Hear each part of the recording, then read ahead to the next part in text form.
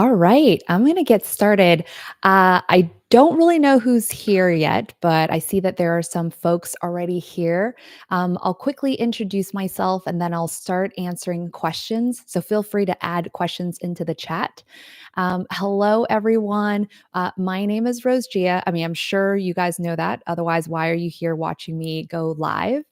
Um, but I'm very excited to basically have this session. This is my very first YouTube live session, which means, I'm here to, hey, I'm here to answer any questions that you guys have. No topic is not allowed. So feel free to ask me anything. Just put it into the chat. I did notice when I was practicing a little bit earlier on the live, there's a bit of like a 30-second delay between what you guys type and what I'm able to then explain.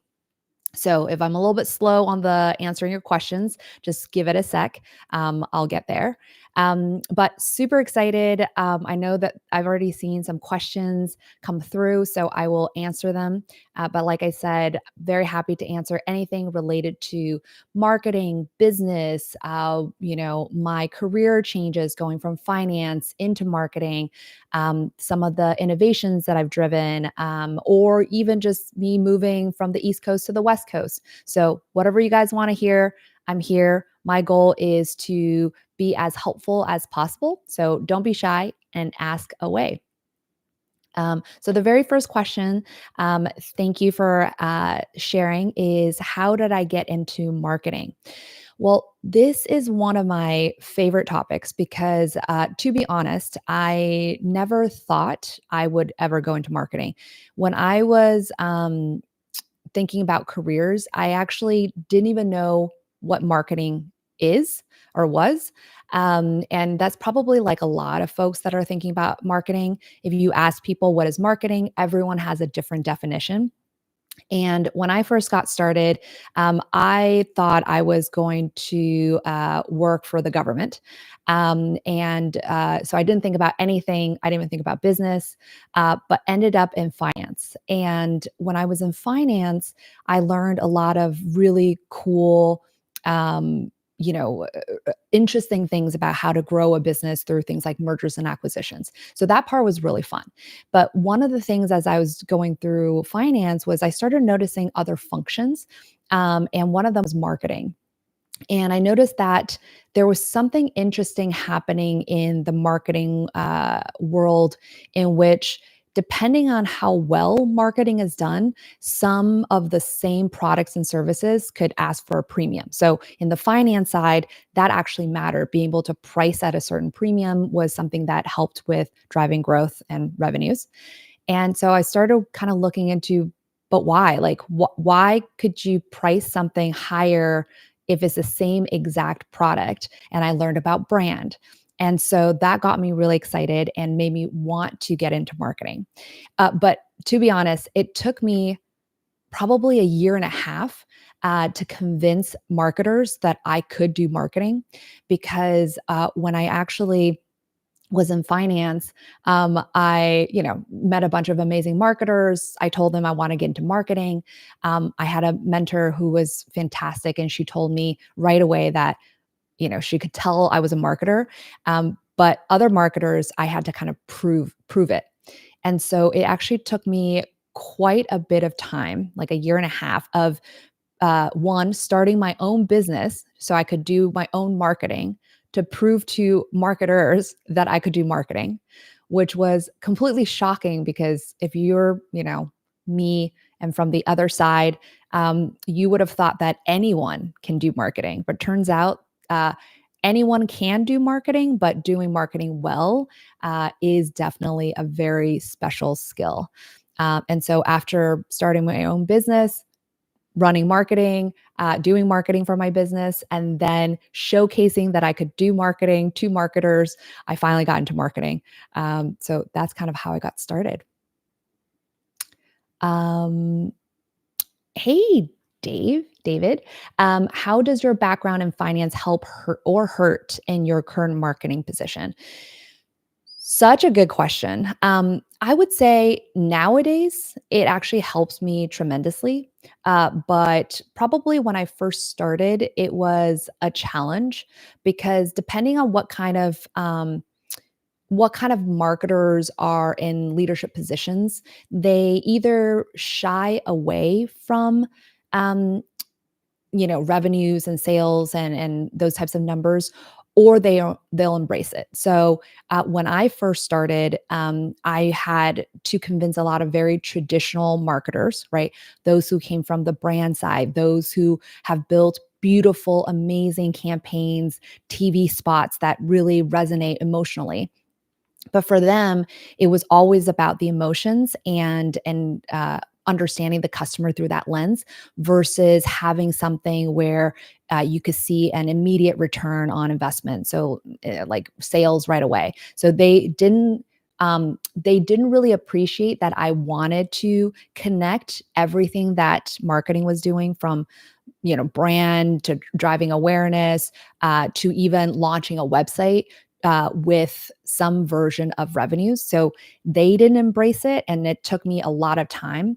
And there was actually a moment in time because I was getting so much pushback in the way I was thinking that I was actually going to quit marketing and go back to finance. I'll tell you that story in a bit. But nowadays, in the company that I'm at, it's actually very much embraced because we are much more into data. And if anything, I'm getting the opposite situation where you have finance leaders wanting more numbers associated with some of the things that we do in marketing, and not having enough patience to wait out on the results. So now I spend a lot of time actually helping not only our marketers be comfortable connecting all the numbers together, but I'm also helping our business and finance leadership understand why some things might have an upfront cost today, but have a payout in 3, 6, 12 months. And how would we figure out if we're doing it right? So I would say nowadays, having a finance background is actually helping me quite a bit because I know how to convince that side of leaders to give us the leeway to build what we need to, um, you know, uh, drive the actual business impact. Okay. What are your books about? Okay, great question. Um, So I'm going to tell a little story because it kind of explains why I'm doing all of this, and why it's so important to me. So as I mentioned before, there was a moment in time where I got into marketing, uh, fell in love with it. I just immediately was like, "This is my calling. I am meant to be a marketer. This is so amazing." And I had so many great ideas. I was like, "Oh, when I was in finance, the reason financial leaders didn't want to give XYZ investment to marketers was because of whatever reason." And so when I was in marketing, I was like, I know everything that finance cares about. I want to tie everything that we do from the beautiful TV spots to the amazing brand awareness surveys that we're running to the websites that we're building. I want to tie all of it to how it drives revenues. That was me in my early 20s, like really excited.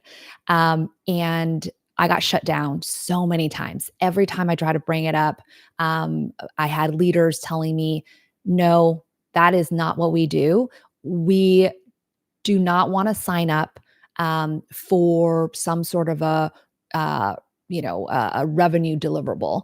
Um, Part of it was, they very much often said they're not the sales organization, so they don't want to sign up for these things.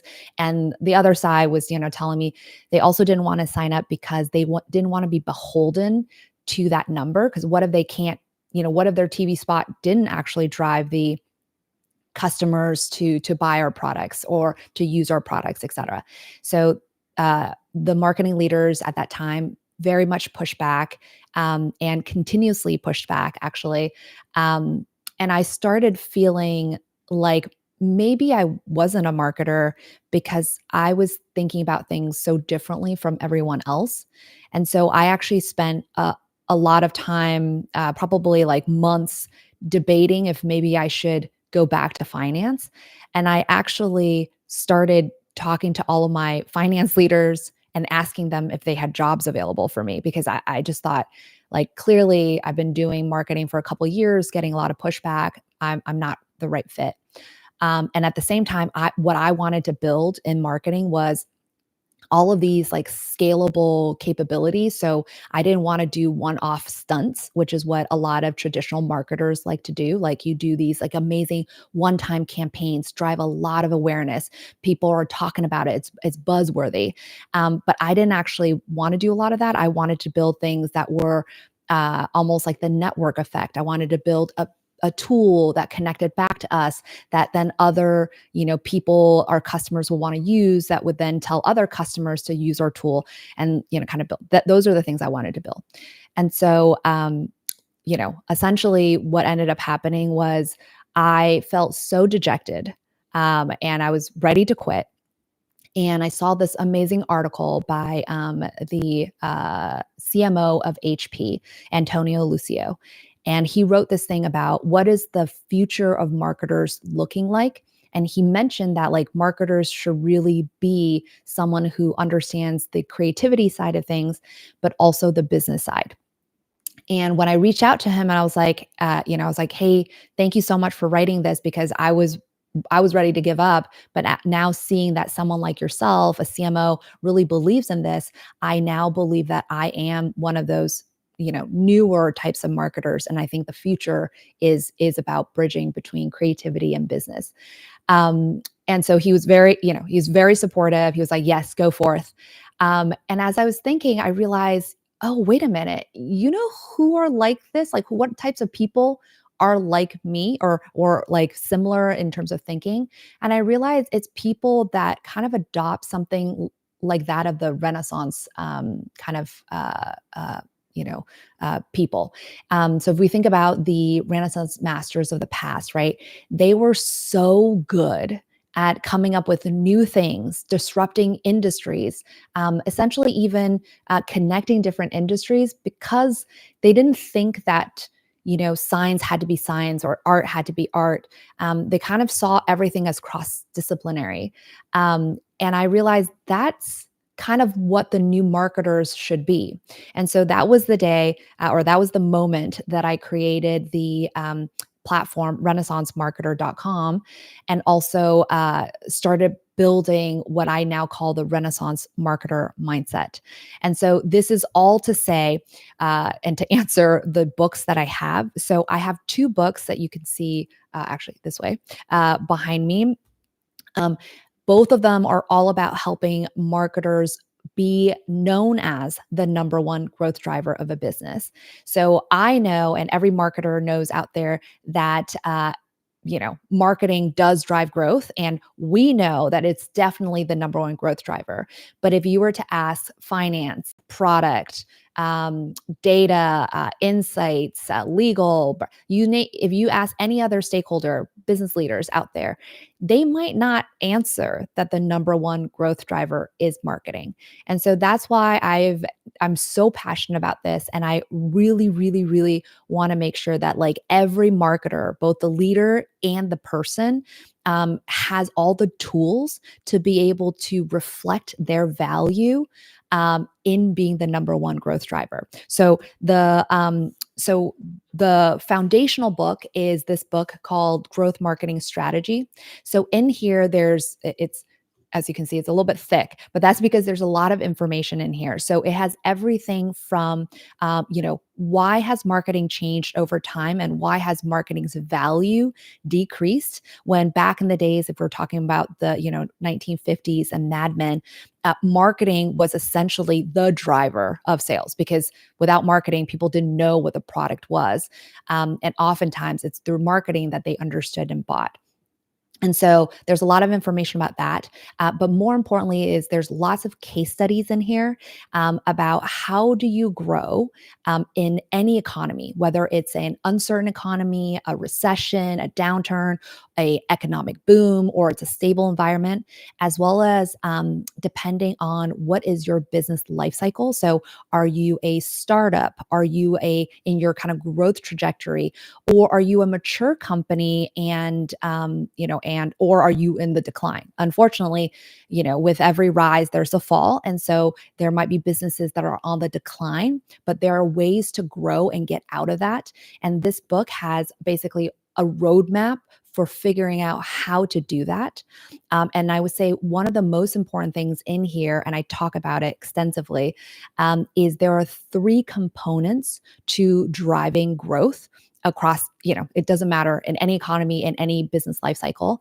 And those three components includes like the individual mindset, the organization and how it's formalized and how it's built, and then resource allocation. How do you leverage the limited resource of people, time, and money in the different moments to really drive the growth that you need? So this book has all of those pieces, and it's really, really interesting.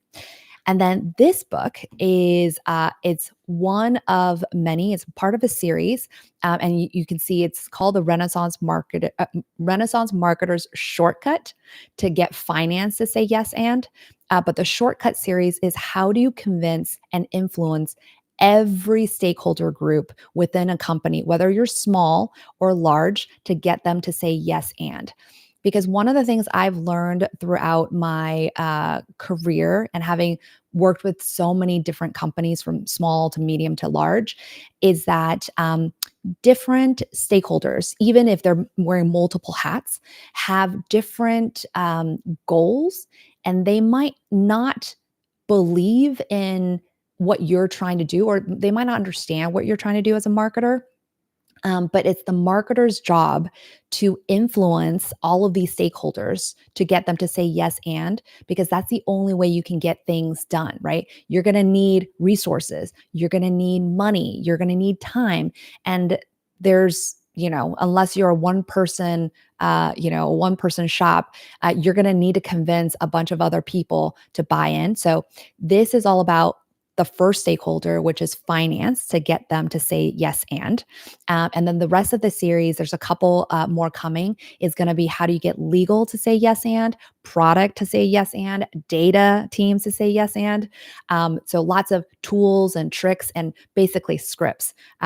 This is very much like you just go to the page that you want to kind of say exactly, finance asked this question, this is how you answer it. Like, I guarantee you use this and they will be convinced. Okay, let's see. Oh, okay. Thanks, Kevin. What are your top tips and insights on successfully transitioning industries and business models with a Renaissance marketer mindset? Um, this is so interesting. So let me kind of like, for those who are not familiar, what is the Renaissance marketer mindset? So essentially, the Renaissance marketer mindset is comprised of three pillars. The first one is being multidisciplined, which, like I mentioned before, you know, Renaissance masters, they were able to innovate because they were multidisciplined, right? They were able to pull ideas from very different academics like art, science, economics, politics, history, like any of those things, and bring them together to formalize a new point of view. So that's leveraging multidisciplinary from a academic standpoint. But there's also being multidisciplined by understanding your stakeholder partners, right? So if you are wearing your finance hat versus your product hat versus your HR hat or your marketer hat, you're going to want different things and you want different goals. So being multidisciplined means that you're able to understand what are the needs and wants of your stakeholders, and how do you then influence them and convince them that what you're trying to drive is uh, the best for the business. And so that first pillar of being multidisciplined will create this ability for you to think beyond your silo and also give you basically tools to innovate without having to spend a lot of time thinking about innovation. The second pillar is to think long term like an investor. And this is all about, nowadays it's so important for a marketer to showcase our value. And just like an investor, we have limited resources, right? We've got time, we've got money, and we've got people. And those limited resources need to be allocated appropriately for you to get the right returns, right? Like you want to make sure that you are putting people in the right places doing the right things. You want to have your money work hard for you in the right advertising spaces, or buying the right or licensing the right martech. So, thinking like an investor will allow you to always think about the resources that you have and think about the returns you get from that resource. So, if instead of thinking about it as an outflow, like, oh, I'm spending this unlimited dollars that I have on advertising, if you think like an investor, you'll actually pull yourself back and say, do I really want to be investing in this advertising platform? Or do I want to put that money into a marketing technology that it's going to scale what I'm doing exponentially? Or am I going to invest that dollar into an agency, a contractor, new hires? So you're going to think about it differently if you think both long term and like an investor. And the third part of this pillar is really around balancing the art and science of marketing. So I've noticed that marketers tend to go for one or the other. So either we're super, super creative and we're building these emotionally driven campaigns, and we understand kind of like how people think, and how we can make something very, very powerful.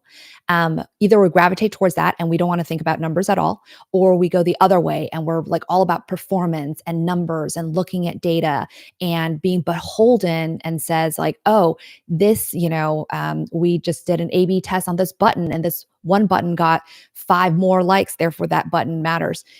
I've noticed that marketers tend to gravitate to one end, but the reality is you have to be able to balance both, because one, we're humans. We tend to gravitate towards things that are both, right. Like we are convinced by both something that is creative and beautiful and powerful, but we also like to kind of figure out the brass tacks and understand the numbers. Like, well, which one's going to cost me more time? Which one's going to cost me more money?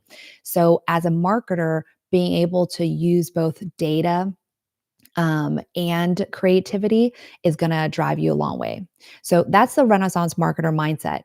And the reason I think that this mindset is going to be so powerful for people to navigate across different industries is because the different industries, at the end of the day, um, the people that you're working with, the customers that you're trying to influence, are people, and they have a very similar I would say very similar way about them. And so if you're, taking the Renaissance marketer mindset, if you're multidisciplined, you can connect with people on a deeper level, right? Like, and people are multifaceted, they like different things. So you might be able to say like, hey, we can bring some humor into something, one of our products or services that tends to be a little bit more serious. Or you might even say something like, the thing that some science have done, like this might be amazing.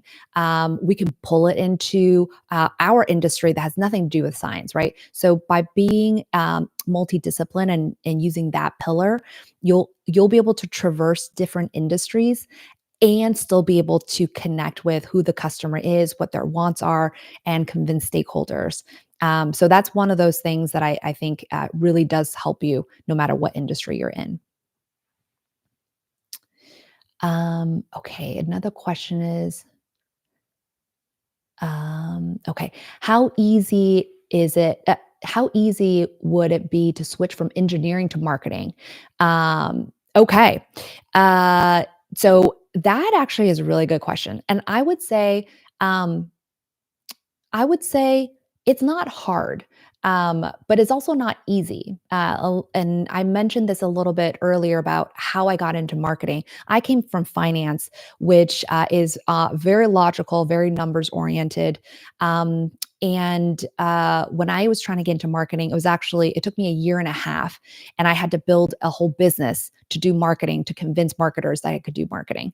And so it's one of those things where I've noticed that marketing is easy from the outside to look at and say like, well, anyone can talk about a product, anyone can run an advertising campaign, right?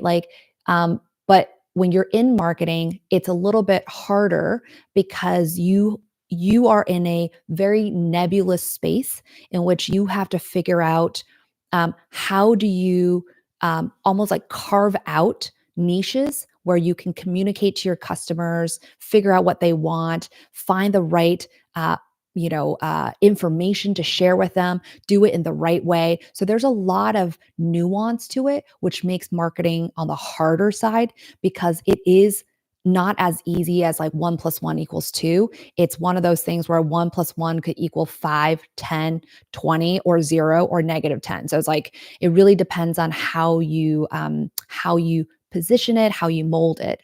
But that is to say, I am very encouraging. I actually think folks that don't come from a traditional marketing background have so much to offer.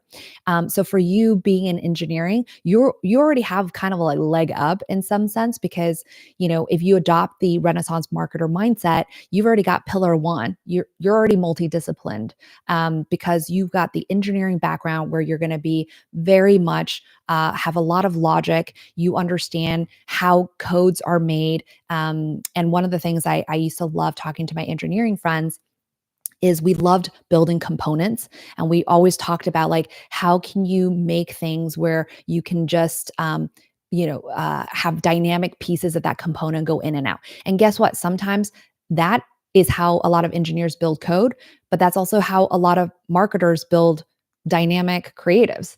And so there's a lot, I think, of similarities. But the thing and the value that I think you can bring to marketing is being able to say, hey, here's how I would think differently about the same problem. You might attack it completely differently than someone who's a traditional marketer or someone who comes in from a different type of background. And so I think it's actually very valuable, and you should definitely try it and see it. And I would say if you're interested in learning kind of the almost like the basics of marketing, or not marketing but growth marketing, which I feel like anybody who has like a math or engineering background tends to gravitate towards. I would highly recommend checking out my book on growth marketing strategy. It is really foundational, and it's got a lot of interesting information in there. And so this might be helpful for you to figure out like once you read it, like, is this type of stuff you want to be working on? Because there's a lot of like testing, learning, data, creativity. There's so much in it. So that might help you figure out if that might be something you're interested in. Oh, and also, to, plug the platform, but there's also lots of tools and tips on renaissancemarketer.com. So definitely, I see that you say you're in your last year, so good luck with everything. But check it out, and never. I would say never hesitate to reach out through these platforms and ask more questions. Okay. Why do you love marketing so much? I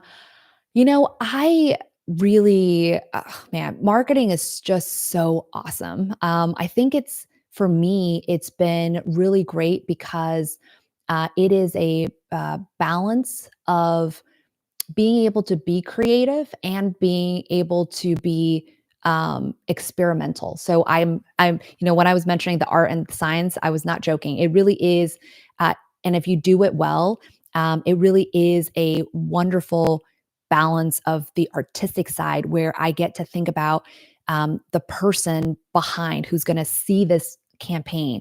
I get to do a lot of psychology, like who are they? What are they thinking about? What's their intent today? Where do they like to find information? what if I said this, is this going to convince them? If I said that, is that going to convince them? But it's also things like artistic, right? So it's like if I'm creating this, imagery, or I'm creating a narrative, like what is the best way of communicating the story? And so like that artistic side is just so compelling for me.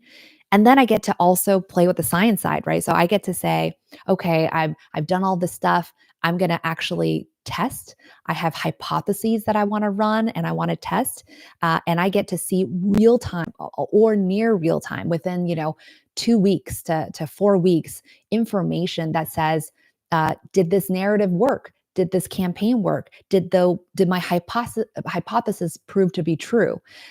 You have no idea how many kind of um, scientific method documents I've written for business where I had to highlight, my hypothesis is the following. Here's how I'm going to run a test to prove whether or not my hypothesis is right. And when I get the analysis, I'm always like, oh, this is interesting. It either disproved what I was thinking, so I need to tweak it, or it confirmed, or sometimes it did neither. And I found new data points that made me go, wait a minute. And I'll tell you one. I'll tell you one quick story about how fun marketing can be. When I was at American Express, I was in charge of figuring out new monetization capabilities through marketing. Right. So how do you use marketing to drive more dollars? And one of the experiments that we ran were, at the time we spent a lot of our energies on trying to get people to get the latest credit card. So if today was the gold card, we would tell everyone, we would advertise to everybody to get the gold card. And then the next day it would be like, oh, well, we just have a new card, the everyday card. Now we want everyone to get the everyday card. But the reality, and when we dug into like the numbers, is like the reality is most of the time people are not thinking about getting a credit card, and they're definitely not thinking about getting another credit card when they just got one, or they're not thinking, they're not in looking at the benefits of the gold card. They're not going to get it. And so we ended up devising kind of, and this was many years ago, by the way. So now it just seems like duh. But back then we devised and we said, well, what if we were able to um, think about what credit cards match what customers based on the intent that they have. So we realized we've got some great travel cards, and that's what we wanted to share with everybody. And we needed to find moments in which people were thinking about travels and thinking about getting a credit card. And so we ended up doing a whole paid search campaign where if somebody said anything related to honeymoons, baby moons, destination weddings, we would serve them kind of a search ad about credit card, about our travel cards. But the idea was really, it was meant to let them know, one, we have travel cards, but here are the benefits you get when you're on those very expensive travels. Now, that's not the exciting part. That was really fun. But when we were looking at the numbers, I had a hypothesis that majority of our customer base were going to be on mobile, which is true. Most customers are on mobile. They're, usually just scrolling. So they're going to see these. They're going to probably do some research and type in things like honeymoon travel, and then they're going to see our pay search ad on mobile. So I was like, most of our clicks, most of our information is going to be on mobile. Now, if you design a mobile page, it needs to be less words, more images, easy flows, really simple, right? Because you're scrolling. You don't have the capacity to see so much. And so therefore, I was like, hypothesis, mobile. So we built a beautifully mobile friendly page that had our travel cards, all the information, all the benefits you get. The page would dynamically update the content based on the search term. So if it was honeymoon, it would talk all about honeymoon travel and the amazing benefits you get from your credit card when you're on your honeymoon. If it was destination wedding, it would change to all of that. So beautiful, dynamic, still workable in other formats like iPads or tablets and desktop, but really built for mobile. When we got the data back, we saw it was something like 80% of all of our clicks from our paid search ads came from desktop. 80%. So it's like the reverse of what I thought. And we kept going back. We're like, I think the numbers are wrong. Like, what's going on? So we kept going back, revisiting over and over and over again. And we're like, no, the numbers are right. Nothing is wrong. Like the tags are right, the numbers are right. And so we started doing some research. We started kind of reaching out to some of the customers, asking them, how, when you're thinking about honeymoon travel or et cetera, how are you doing it? And turns out, and this totally makes sense in hindsight, but turns out when you are thinking about doing something as expensive as a honeymoon, a destination wedding, right? Like some sort of major travel, you're going to want to do it on your desktop because you want to open as many tabs as you can. You want to compare different prices. You want to like really do your research, and desktop is the best place because you get more information. So after that, we ended up changing our whole like design to be much more feasible for desktop. So we had a lot more information, more text, more information, all the additional benefits you can get. It had images, testimonials, you name it. And eventually became something that we ended up deploying as part of our acquisition, because we already knew being dynamic with our information and quote unquote somewhat personalized based on your intent was going to drive better acquisition. It was like 3x better acquisition than our standard. And then doing on desktop actually allowed for quicker conversions. So that was like kind of one of those moments where I realized not only did I get to do the cool artistic building the page, figuring out what images go, what is the copy, what is the narrative, how do we talk to people, where do we talk to people? Like that part was so awesome.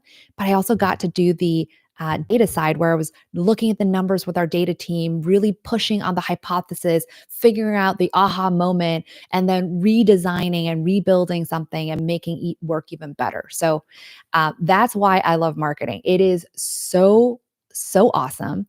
And more than that, and I know I'm a broken record here, but it is the number one growth driver of a business. And that gets so exciting. Oh, okay. Where can you get a copy of my books?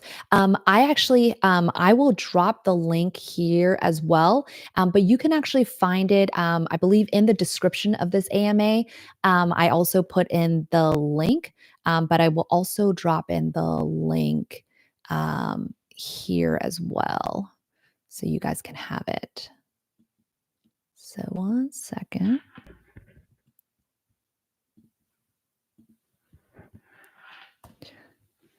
All right. Let's see. Okay, let's see. What else? Um, ah, are you writing more books? Yes, there are going to be a couple more coming as part of the shortcut series. As I mentioned before, the goal is definitely to get as many tools and tips for marketers out there as possible. I want marketers to be able to get every stakeholder partner, especially the hard ones like legal, product, data, to say yes and to their requests. And so this is the next one is going to be on legal, because now that everyone's talking about privacy, AI, right? There are all these legal constraints. Legal is a little bit, I would say, a little bit more concerned about the type of marketing we can do.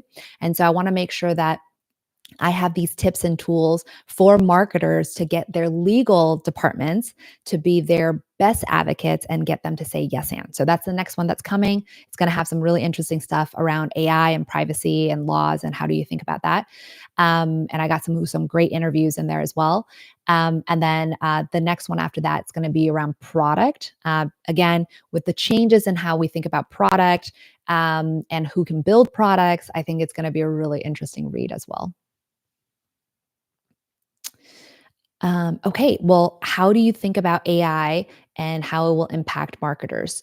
So, this is one of those topics that I find so um, so interesting because I have been thinking about this all the time. I lead a team of marketers, and all of us ask ourselves these questions, especially with many of us starting to adopt more of the AI tools for our day to day. I've also been to a lot of conferences. I've been on, speaker engagements where all the speakers, we would talk backstage, and we would also start asking, like, hey, how are you using AI? How are you thinking about AI? And the answer to this question is AI will absolutely impact marketers.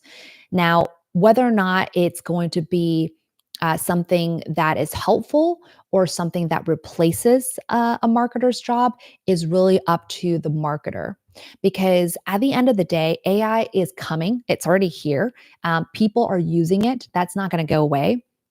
And earlier today, I even saw a quote or a clip from Jensen Huang, who's the CEO of NVIDIA. And he said, if you don't use AI, someone else will be hired, like, or replace you, um, because that person knows how to use AI. So essentially, it's like if you as a marketer are not using the AI tools and learning about how to use them and how to use it to your advantage, you will be replaced. Um, but that being said, I do want to talk about a couple of other things that I think is really interesting for marketers. So, one of the best quotes I think I got from someone is that AI is kind of like a really smart intern. So, like, think of them as an intern that has a PhD. So, if you can tell them what you want and how you want it and what you're trying to get out of it, they will go forth and figure it out and do it and come back to you. But you're going to have to kind of teach it and have it do what you need it to do. You can't just let it run wild because it doesn't necessarily know everything that you're trying to do. And so if you think about it like that, then AI, it really is a tool that can help you scale and expand. And so not being afraid of AI is the number one key. But the second is kind of, I keep talking about this, but adopt the Renaissance marketer mindset, because it's with this mindset that will give you the capabilities to show that you as a person is indispensable, because AI cannot take what you can do, but AI can enhance what you do. And so being able to continuously innovate through being multidisciplined, thinking long term with the investment, like an investor, as well as being able to balance the art and science of marketing, is going to ensure that you are looking at AI as a tool and you're using it to scale your capabilities to drive more business impact, which will then put you in a position that is indispensable for your business. And that's what I want. I want every single marketer to be so indispensable that when leaders are looking around figuring out where can they cut costs, they're going to look at the marketing department, and they're going to say, actually, marketers are not costs, they are investments, and they drive a significant amount of growth and revenues for our business, and therefore we would not cut them. So that's what I would like. And I believe that utilizing AI is going to help you get there faster, but you have to learn it, and you have to learn it fast. Okay. All right. Do you think businesses who are cutting workforces will cut marketing? As I mentioned before, I think right now, the way that we positioned marketing, the answer is yes. And it breaks my heart because, like I said, marketing is the number one growth driver. When you don't have marketers and you don't have marketing and you don't do it well, you're going to end up not getting the customers.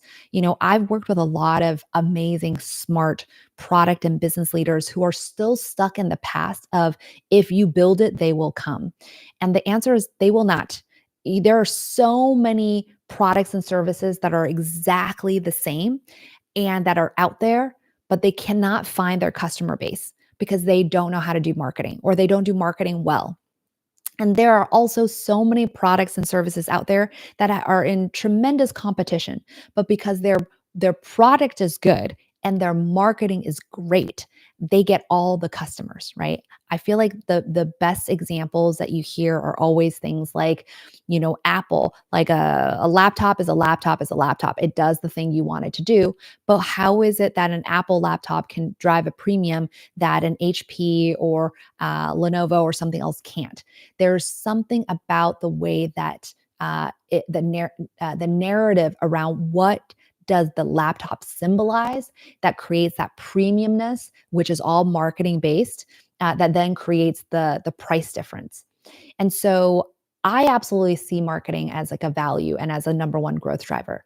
But over the years, marketing has lost a lot of that value because we as marketers have shied away from connecting what we do to top line metrics like revenues, sales, acquisition, customer retention. Like we shy away. We go, that's not our job. That is finance's job. That is the business team's job. That is other people's jobs. But the reality is, because we did that, we became known as just a cost in a business's P&L. I talk about this all the time. Like the P&L is the profit and loss statement for a business. Every business has a P&L and they're constantly adjusting and looking at the revenues, right? What is bringing us in money and sales? And then what are the expenses? So what do we use those dollars to then have to fund? And this includes like, headcount, right? People. It also includes marketing costs like advertising. It also includes development costs for servers, expenditures, like if you own, manufacturing sites, et cetera, or you have like equipment, right? So all of those expenses, marketing is lumped in there. And most of the time, because marketers stop talking about how every dollar that they're putting into advertising is actually bringing in revenues, the result is a lot of business leaders and finance leaders who are looking at the P&L will start cutting and looking at the numbers and go, there's a huge dollar allocated to marketing for advertising. Let's just cut it. Oh, when it comes to headcount, there's a huge portion of dollars for salaries and benefits for these groups. Let's look at the groups that we don't need. Oh, marketing. And so when they're cutting marketing because in their head, marketing is just an expense.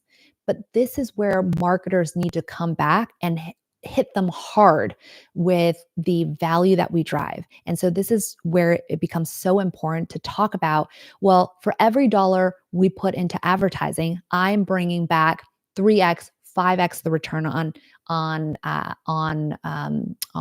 investment. So if you take away those dollars, then be prepared to lose out on your revenue, your top portion of your P&L. That revenue is going to come down by X percent.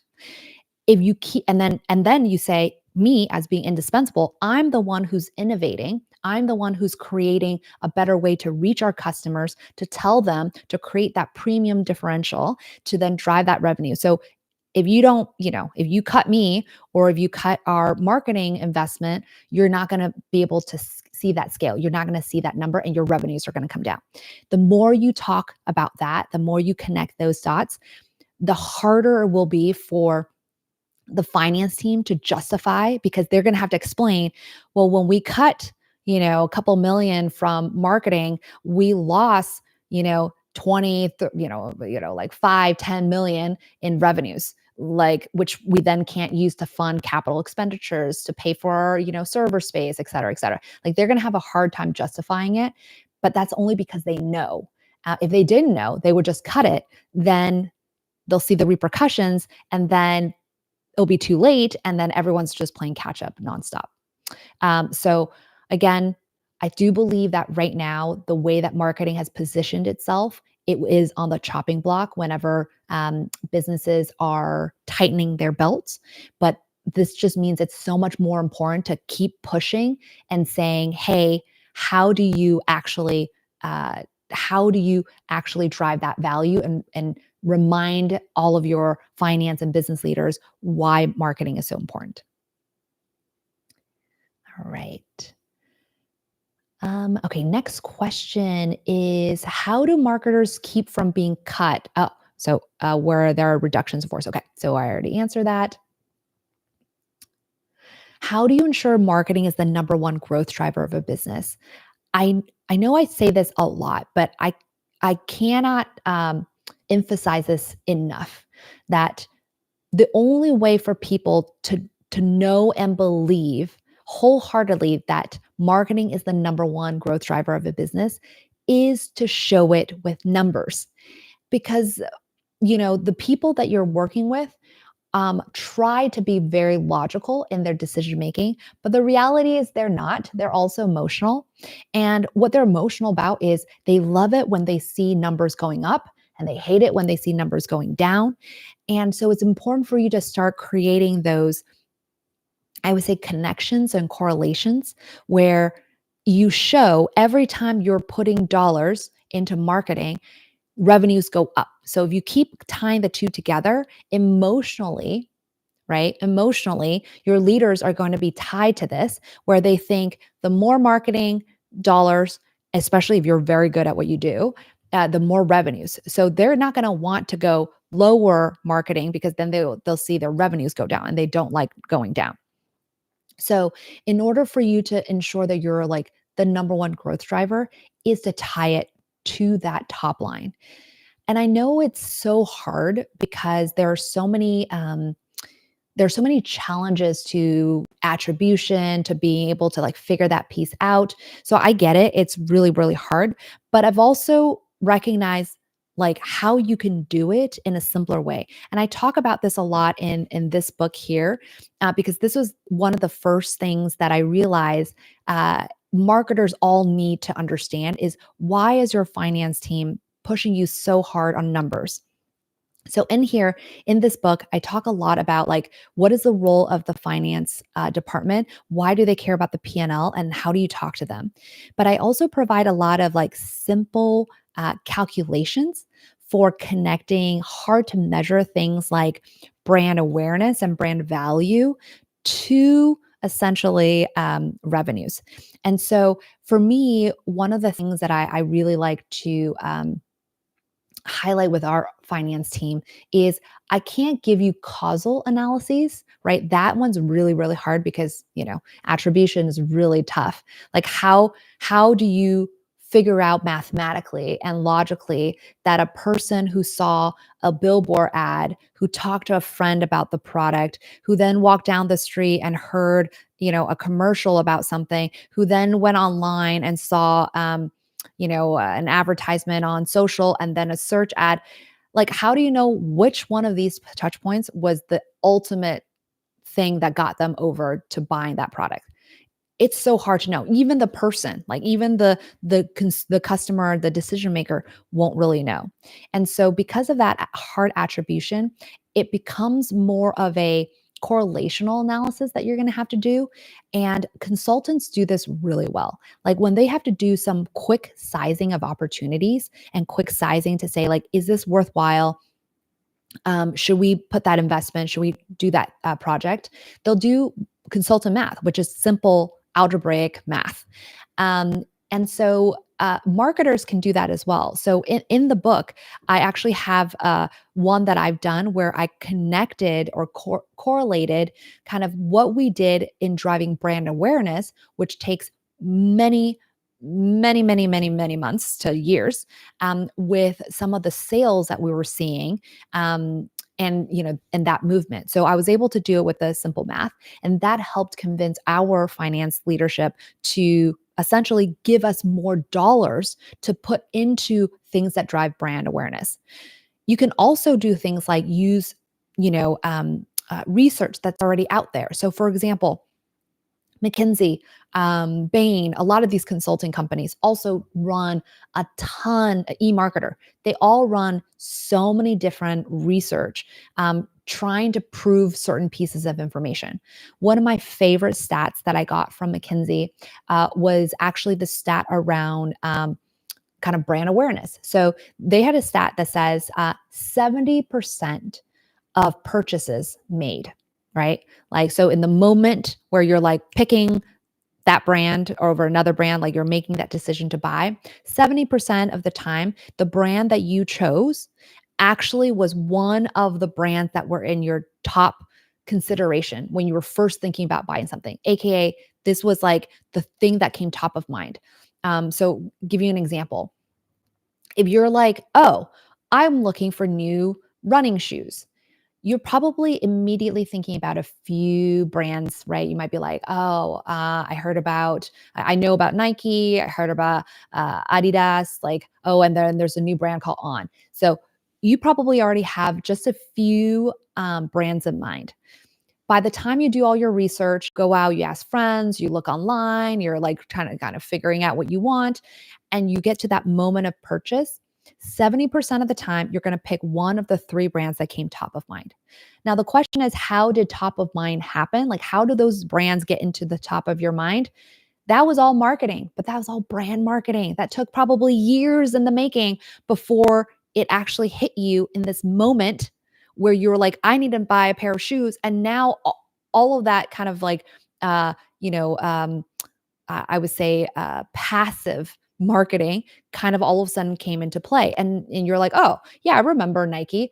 But if you were to ask, like, how did you know about Nike? You probably wouldn't be able to explain, like, oh, it was because, you know, 5 years ago, I saw this commercial. 3 years ago, I talked to a friend. No, you're going to be like, I don't remember, but I just remember that these are the brands that, that came to mind. So I'm going to explore them. So that's where, if you use stats like that to help, again, convince and influence your stakeholder partners, it's going to help you tremendously and be able to connect the value of what you do, even if it's hard to measure, with the value of what they're looking for, which is revenues and top line. Okay. Okay, how can you measure things that are immeasurable in marketing? So that is exactly kind of what is going to be helpful from this book here.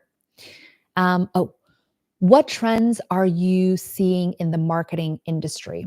Um, this one is really interesting because the marketing the marketing industry, the industry itself is changing, and right now, um, with anything that's new, marketers will flood. Right, we will go into that new platform, we'll go into that new format, and we will want to do as much of it as we can. So, if you look at the digital advertising space, or even digital marketing space, right? Including emails, push notifications, social media ads, social media content, YouTube, searches, like all of the things that are digital. If you've noticed, there's a lot of information. There's so much information to a point where consumers and customers, humans, we are starting to pull back. Like we don't even know what is the most valuable pieces of information because there's just so much of it and we're constantly getting bombarded. And so the trend that I'm seeing and that I anticipate, because I was a history major and I know history repeats itself, is that with so much information and so much information being so readily available, people are actually starting to narrow in. And so they're now going towards people that they trust, and so they're looking for curation. So now they're really asking, who are the people in my life who I can trust to tell me the right information to look at, right? So this might include friends and family. This might include, colleagues. But this could also be micro influencers, like your neighborhood, auntie who really knows health stuff. Like you might trust that person more than just doing a random search online where there's so many different pieces of information and you're like, well, who? Uh, but also brand names, right? You're going to trust brands more. So you know that something that comes from a Harvard or Yale medical study is going to have a better, stronger peer review than something that came from a random site that you've never heard of. And so all of these brands that hold a certain value with the customers are going to see um, more, I would say, trust being given to them. And so I do believe that in the future of marketing, we're going to have to do a better job of uh, showing the value, communicating the value that we have, and building that authority fast enough that we become known as that the person or the brand that will, answer all of these questions and can be trusted. And so I do think the future is not this proliferation of information with lots and lots of ads and content, but instead it's going to move towards more of that brand, that curation and whatnot. Okay, so I know we're at time. This has been such a wonderful, wonderful experience. Thank you all for all of your questions. I know there's so many more that I didn't even get to, but I will try my best to set up another AMA where I can answer more questions. But again, thank you for your time. Really appreciate it. Check out my books, and there will be more and more clips with more information and tips coming soon. Awesome. Thanks all. Have a great day. Bye.